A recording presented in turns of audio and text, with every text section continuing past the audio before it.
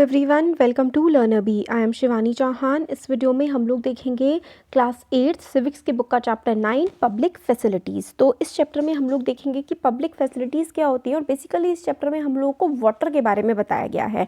तो देखते हैं कि जो पब्लिक फैसिलिटीज़ क्या होती है। पहले तो ये जान लेते हैं, जो भी फैसिलिटी, जो भी चीज़ें सारे के सारे लोग ज़्यादातर यूज़ करते हैं या फिर जो चीज़ें हम लोगों को गवर्नमेंट, हमारी सरकार प्रोवाइड करती है, उसको हम लोग पब्लिक फैसिलिटी कहते हैं। जैसे कि बसेस हो गई, है ना, ट्रेन हो गई, पानी जो कि म्यूनिसिपैलिटी से आता है, वाटर, है ना, ये सारी की सारी जो चीज़ें होती हैं और भी काफ़ी सारी चीज़ें आती हैं पब्लिक फैसिलिटी में, वो हम आगे देखेंगे। तो बसेस, ट्रेन, वाटर जो हम लोग को, या फिर हॉस्पिटल, सरकारी जो हॉस्पिटल होते हैं, सरकारी स्कूल्स होते हैं, ये सारी की सारी पब्लिक फैसिलिटीज़ होती हैं। देखते हैं चैप्टर में। अमू और कुमार जो है वो ट्रैवल कर रहे हैं चेन्नई में एक बस में। जैसे बस पूरी सिटी में जाती है, वो ऑब्जर्व करते हैं कि वाटर फैसिलिटीज़ जो कि चेन्नई में अवेलेबल है, मतलब पानी की सुविधा, पानी जो कि अलग अलग एरियाज़ में अवेलेबल है चेन्नई में, वो कितना डिफ़र करता है। जैसे कि अन्ना नगर, रामगोपाल, अन्ना नगर में रामगोपाल रहते हैं, तो यहाँ पर ज़रा देखिए ये किस तरीके से पानी से अपनी कार को धो रहे हैं, है ना, ये अन्ना नगर है। और सईदापेट जिसमें पद्मा रहती है, वहाँ पर देखिए एक टंकी है और कितने सारे लोग अपने घड़े और मटके वगैरह पानी भरने के लिए रखे हुए हैं लोगों ने। तो यहाँ पर देखिए यहाँ कितना ज़्यादा पानी लोग यूज़ कर रहे हैं। और सेदापेट, यहाँ पर ज़रा देखिए कि कितनी पानी की कमी है। अब एक और एरिया आता है मधपक्कम, तो इसमें सिवा रहते हैं। तो यहाँ पर जो है एक मतलब मिडिल क्लास फैमिली है और पानी का एक टैंकर सा रखा हुआ है और ये लोग खरीद के पानी अपना यूज़ करते होंगे सिवा। और ये है माइलापोर, इसमें सुब्रमण्यम रहते हैं। यहाँ पर जो है वाटर टैंकर आता है और वाटर टैंकर से लोग जो है पानी अपने घरों में लेते हैं और यूज़ करते हैं।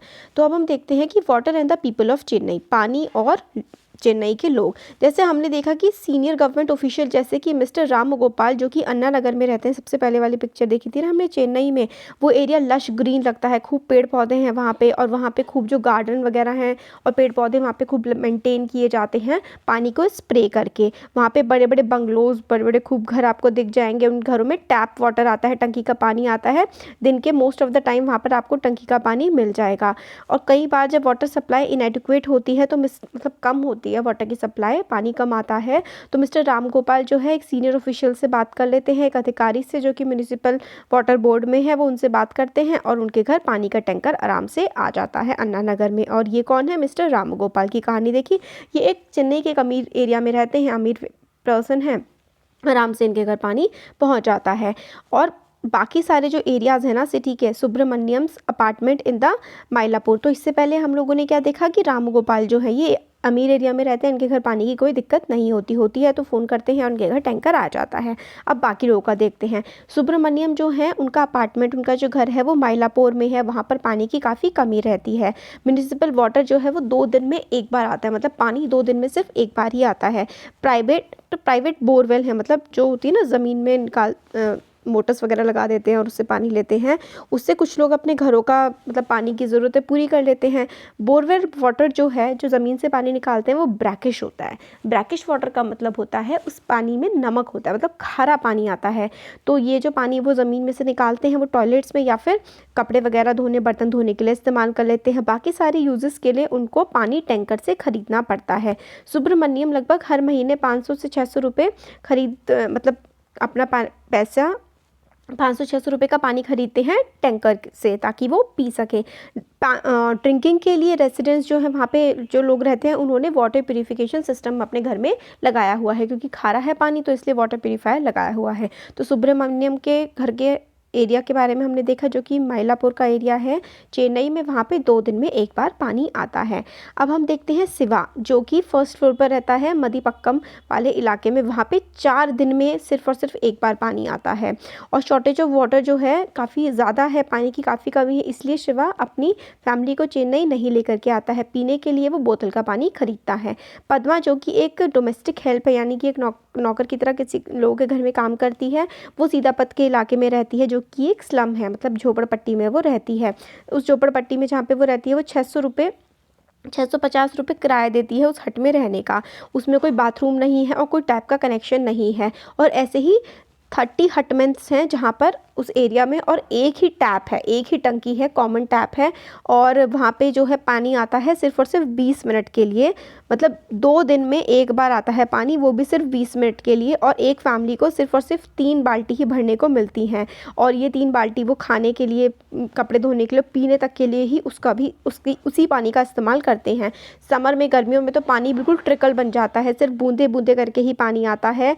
और पानी, एक फैमिली की दूसरे से लड़ाई होती है पानी के लिए। लोगों को कई कई घंटों तक टैंकर का वेट करना पड़ता है, लंबी लंबी लाइनें बना के। तो हम लोगों ने कितने सारे लोगों का देखा, अमीर लोगों को पानी आराम से मिल जाता है, और जो मिडिल क्लास है उनको भी थोड़ा बहुत प्रॉपर हो ही जाता है, वो ख़रीद लेते हैं। बट जो बिल्कुल गरीब लोग हैं उनको पानी की बहुत ज़्यादा दिक्कत होती है।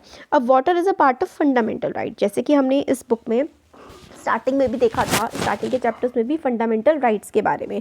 तो फंडामेंटल राइट्स क्या होते हैं, हमारे कॉन्स्टिट्यूशन में हम लोगों को कुछ फंडामेंटल राइट्स दिए गए हैं। अब वाटर जो है वो एसेंशियल है हमारी ज़िंदगी के लिए, पानी बहुत ज़्यादा ज़रूरी है हमारी लाइफ के लिए, हमारी हेल्थ अच्छी रहे उसके लिए। नॉट ओनली ये ज़रूरी है हमारी डेली नीड्स को पूरा करने के लिए, सेफ़ ड्रिंकिंग वाटर हम लोगों को कई सारी बीमारियों से भी बचा सकता है। मतलब साफ़ स्वच्छ पानी अगर हम लोग पिएँ तो हम कई सारी बीमारियों से बच भी सकते हैं।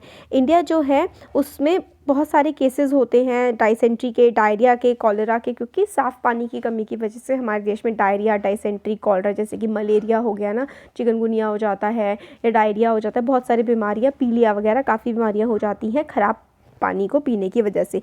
लगभग 1600 इंडियंस जो हैं, ज़्यादातर चिल्ड्रन जो कि 5 साल से कम की एज के हैं, वो उनकी डेथ हो जाती है हर रोज़। मतलब 1600 बच्चे रोज़ मर जाते हैं वाटर रिलेटेड डिजीज़ की वजह से, क्योंकि उनको साफ़ पीने का पानी नहीं मिल पाता। इसलिए हर लगभग 1600 बच्चे रोज़ सिर्फ गंदे पानी को पीने की वजह से मर जाते हैं। ये डेथ्स जो हैं वो बचाई जा सकती हैं अगर उन बच्चों को साफ़ पीने का पानी प्रोवाइड किया जा सके। तो हमारा कॉन्स्टिट्यूशन जो है वो हमें अधिकार देता है right to life under article 21। Article 21 बहुत इंपॉर्टेंट है, इसमें हमें बहुत सारे राइट्स मिले हैं, हमारे पास जीने का अधिकार है। और सिर्फ एनिमल एग्जिस्टेंस नहीं, अब जिएंगे तो हमें साफ़ पानी, साफ़ हवा, साफ़ खाना भी तो चाहिए होगा। इस राइट के अकॉर्डिंग, आर्टिकल 21 के अकॉर्डिंग, जितने भी पर्सन हैं, हर पर्सन के पास, चाहे वो अमीर है चाहे वो गरीब है, उसको सफिशिएंट अमाउंट ऑफ पूरा वाटर मिलना चाहिए जितना उसको डेली ज़रूरत है, और इतना प्राइस होना चाहिए पानी का जिसको वो अफोर्ड कर सके। और यूनिवर्सल एक्सेस होनी चाहिए पानी की। यूनिवर्सल एक्सेस का मतलब होता है कि हर किसी के पास,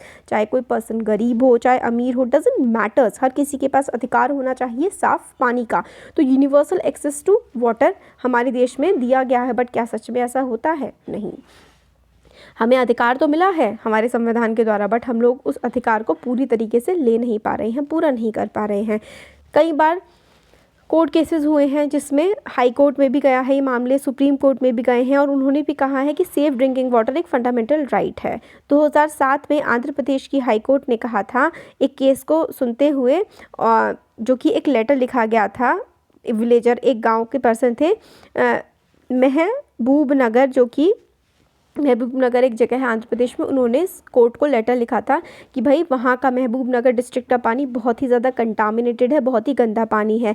विलेजर्स ने कंप्लेन करी थी कि एक टेक्सटाइल कंपनी होती है, कपड़े बनाने वाली कंपनी जो है, वो पॉइजनस केमिकल, मतलब बहुत ही जहरीले केमिकल नदियों में बहा रही है उनके गाँव में, जिसकी वजह से जो उनका ग्राउंड वाटर है वो ख़राब हो चुका है। अब देखिए क्या है, एक कंपनी, एक गाँव है, ठीक है, महबूब नगर, वहाँ पर उसके पास एक टेक्सटाइल कंपनी है, कपड़े की कंपनी है। वो कपड़े की कंपनी ने नदियों में केमिकल बहा रही है। अब उस केमिकल की वजह से वो पानी जो है ज़मीन में जा रहा है। अब वो ड्रिंकिंग वाटर, पीने का पानी, कपड़े धोने का पानी, और इवन सिंचाई, जो फसल उग रही है वो भी जहरीले पानी की उग रही है। तो इन लोगों ने, उस गाँव के लोगों ने कंप्लेन करी, तो जज ने कहा कि महबूब नगर डिस्ट्रिक्ट के कलेक्टर को to supply 20 litres of water to each person in the village, कि भाई 25 लीटर पानी हर घर में, हर विलेजर के पास डेली जाना चाहिए। तो यही है right to water entitles everyone to sufficient, safe, acceptable, physically accessible and affordable for personal and domestic use. भाई हर किसी के पास अधिकार है कि उसको सफिशिएंट, जितना उसको ज़रूरत है, बिल्कुल स्वच्छ साफ़ पानी उसको मिले, अपने पीने के लिए भी और घर के काम करने के लिए भी। अब आता है पब्लिक फैसिलिटीज़, जैसे कि हमने इस चैप्टर का नाम ही यही है। अब देखिए SDG गोल, सस्टेनेबल डेवलपमेंट गोल्स के बारे में मैं आपको हर चैप्टर में पढ़ाती हूँ। SDG गोल 6 क्या कहता है? क्लीन वाटर एंड सैनिटेशन, साफ़ पानी और साफ़ सफाई। सैनिटेशन का मतलब होता है स्वच्छता, साफ़ सफाई। पब्लिक फैसिलिटीज़ क्या होती हैं? पानी की तरह ही और दूसरी पब्लिक फैसिलिटीज़ भी होती हैं जो कि हर किसी को जिनकी ज़रूरत होती है। और लास्ट ईयर ही हम लोगों ने पढ़ा था 2 फैसिलिटीज़ के बारे में, एक हेल्थ केयर और एक सैनिटेशन। हेल्थ केयर मतलब हमारी हेल्थ ठीक रहे, सैनिटेशन होता है साफ़ सफाई। सिमिलरली और भी चीज़ें होती हैं जैसे कि electricity, public transport, school, college, ये भी बहुत ज़्यादा ज़रूरी हैं और इन सबको ही हम लोग पब्लिक फैसिलिटीज़ कहते हैं। तो इलेक्ट्रिसिटी हो गया, है ना, और पब्लिक ट्रांसपोर्ट जैसे कि बस, ट्रेन वगैरह हो गया, स्कूल, कॉलेजेस, ये सारे के सारे बहुत ज़्यादा ज़रूरी हैं हमारे जीने के लिए, इसलिए सरकार ये हमें प्रोवाइड करती है और इनको हम लोग कहते हैं कि ये पब्लिक फैसिलिटीज़ हैं। तो इम्पॉर्टेंट कैरेक्टरिस्टिक जो कि होता है पब्लिक फैसिलिटी का वो ये होता है, facility that is once it is provided its benefit can be shared by many people. तो पब्लिक फैसिलिटी आपने प्रोवाइड कर दी तो बहुत इसके जो बेनिफिट हैं वो बहुत सारे लोग ले सकते हैं। फॉर इंस्टेंस, एक स्कूल अगर आप लोगों ने एक विलेज में बना दिया है तो आसपास के बहुत सारे बच्चे उस स्कूल में पढ़ करके एजुकेट हो सकते हैं। सिमिलरली अगर आपने इलेक्ट्रिसिटी सप्लाई कर दी है तो बहुत सारे लोग उस एरिया के उसका इस्तेमाल कर सकते हैं। फार्मर्स अपने पंप चला सकते हैं ताकि वो खेतों में सिंचाई कर सके। लोग छोटी छोटी शॉप्स खोल सकते हैं जो कि बिजली से ही चले। स्टूडेंट आराम से पढ़ाई कर सकते हैं और ज़्यादातर जो गाँव के लोग हैं, अगर गाँव में बिजली है तो ज़्यादातर लोगों को बहुत ही ज़्यादा उससे हेल्प मिल जाती है।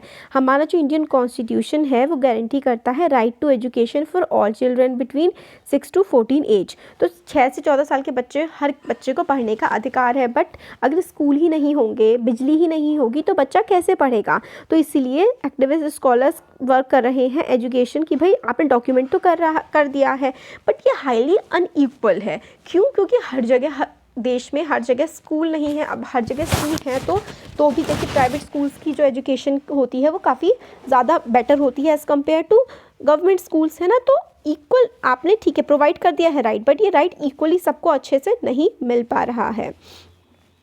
तो यही हम इसमें देखते हैं। तो अगर हम लोग पब्लिक फैसिलिटी सबको प्रोवाइड करते हैं तो बहुत सारी पॉपुलेशन को इसका बेनिफिट मिलता है। अब गवर्नमेंट का क्या रोल है? Given that public facilities are so important, public facilities जो हैं वो काफ़ी इंपॉर्टेंट होती हैं। Someone must carry the responsibility of providing these to the people. अब ये जो चीज़ें इतनी इंपॉर्टेंट है तो भाई गवर्नमेंट जो है, समवन जिसको ये फैसिलिटीज़ प्रोवाइड करनी होती है वो होती है हमारी सरकार। मोस्ट इम्पॉर्टेंट फंक्शन गवर्नमेंट का होता है ताकि मतलब कि जो इतनी पब्लिक फैसिलिटीज़ हैं इन लोगों तक पहुंच जाएं। पीने का साफ़ पानी, इलेक्ट्रिसिटी, सड़कें, है ना, ये सारी की सारी सही से हो, ये सारी रिस्पॉन्सिबिलिटी, ये सारा काम गवर्नमेंट का होता है।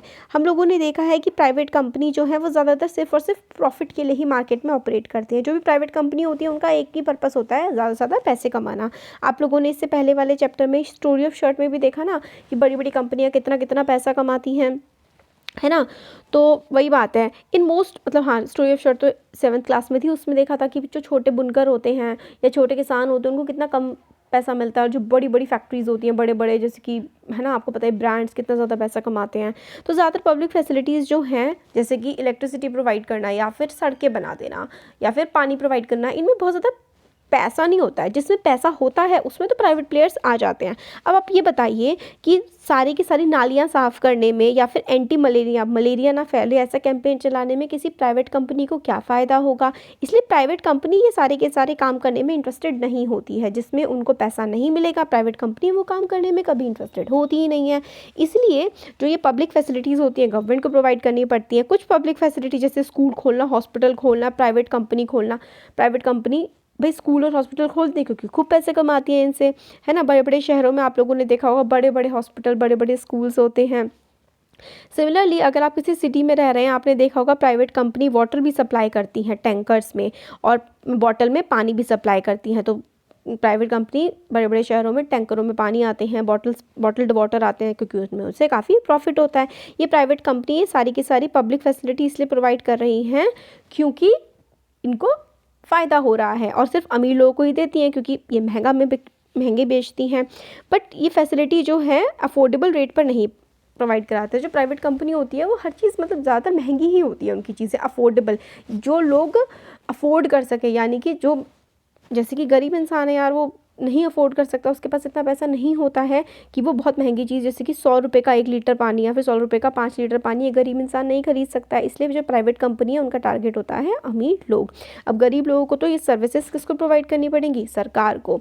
तो if you go by the rule that people will get as much as they can pay, तो अगर आप ये सोचें कि लोगों को उतना ही मिलेगा जितना वो पे कर सकते हैं, तो भाई ये सारी की सारी फैसिलिटीज़ आप कैसे सबको दे पाएंगे। और ये तो भाई आप देश के नागरिक हो, सरकार का जो है काम होता है कि देश के हर नागरिक को सारी उनकी बेसिक जो सुविधाएं होती हैं, है ना, मूलभूत सुविधाएं तो हर किसी को मिलनी ही चाहिए, ये हमारी सरकार का काम होता है।